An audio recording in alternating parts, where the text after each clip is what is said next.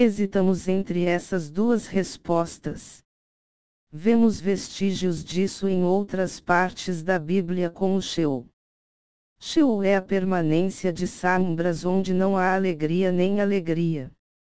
Jacó fala sobre isso várias vezes quando ele ameaça perder seu segundo filho chamado Benjamim. Se eu o perder, meus cabelos brancos cairão em lágrimas no Sheol. Então a humanidade continuou seu caminho por centenas de gerações e, pouco a pouco, por ter filhos, em uma época em que finalmente vivíamos bem, vemos que os homens do Paleolítico são bastante altos, medem 1,80 metros, eles estão bem alimentados. Eles têm traços de golpes, porque, sem dúvida, tentaram capturar presas que ainda estavam vivas, um pouco como as pessoas que fazem rodeio atualmente. E então, pouco a pouco, ao ver a humanidade crescer, as palavras começaram a desaparecer, a se tornar mais rara. Fomos forçados a inventar uma forma de sobrevivência que não fosse a caça e a coleta. Isso é chamado de Neolítico e é a invenção da agricultura e é a invenção da criação de animais. Só você tem que inventar tudo. Isso significa que, quando começamos a coletar sementes da natureza, semeá-las, essas sementes não são muito produtivas. Não é o trigo que temos que é o trigo que foi classificado ao longo de milhares de gerações e agora produz grãos enormes. Na época, esses grãos eram muito frágeis. Por outro lado, como não sabemos nada, que não temos ferramentas, um simples granizo, queimaduras solares fortes demais podem arruinar a colheita.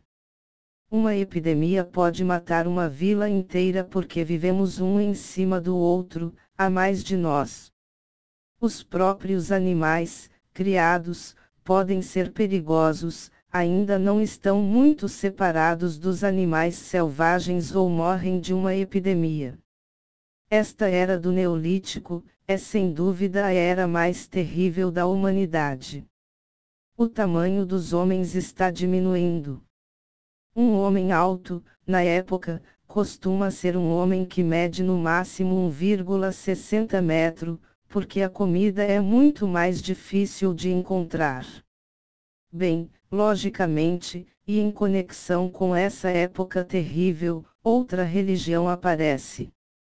O que pode prejudicar mais a humanidade, a vila, as pequenas cidades que na época apareciam por toda parte. O que pode prejudicar mais é um risco climático. Ele pode destruir todas as culturas e ver todas essas crianças perecerem no inverno seguinte, na fome. Também pode ser uma doença que não sabíamos na época, porque não sabemos o que é um micróbio, que consideramos um demônio atacante. Além disso, vemos que é muito interessante ler a Bíblia nesse nível, vemos traços muito claros dela na Bíblia. Vemos que a praga é um anjo de Deus que atingiu o povo, ainda no tempo de Davi. Davi viu o anjo que atingiu o povo da praga. Consequentemente, e por falta de interesse, as questões de sabedoria são respondidas por outra solução. Consideramos que o sol, a lua, as estrelas, mas também o vento, a chuva, são deuses e que precisamos nos dar bem com eles. Isso porque se não nos damos bem com eles, eles podem se vingar terrivelmente e afastar nossa família de nós. A época é muito difícil na época, muito mais do que no Paleolítico, de modo que começamos a dizer logicamente que, para lisonjear esses deuses tão perigosos, seria bom oferecer a eles o que temos mais precioso. Foi nessa época que os sacrifícios humanos apareceram em todo o mundo. Não oferecemos apenas um prisioneiro estrangeiro. Há muito mais precioso para oferecer, por exemplo, seu filho mais velho.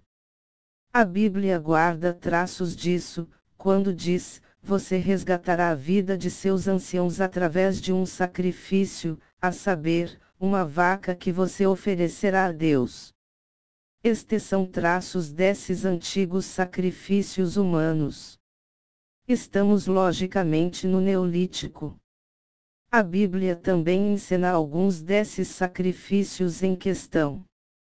Por exemplo, Jefté, que entra em batalha e diz a Deus: oferecerei a primeira pessoa que deixar minha casa como sacrifício, se você me der a vitória. É a filha dele que sai primeiro e ele a oferece como sacrifício.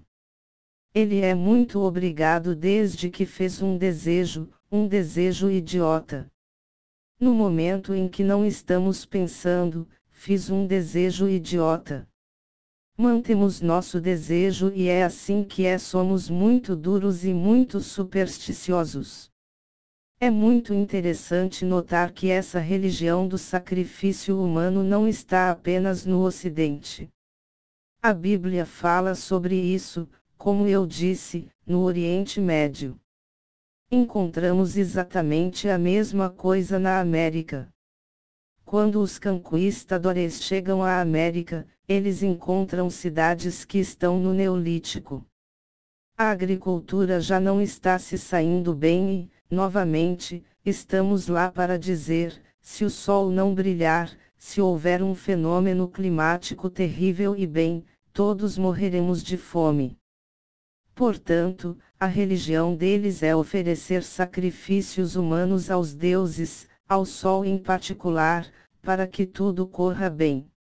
Frequentemente, são os próprios reis que oferecem seu próprio sangue, portanto seus próprios filhos, o que eles têm, porque não há mais precioso que um príncipe de sangue.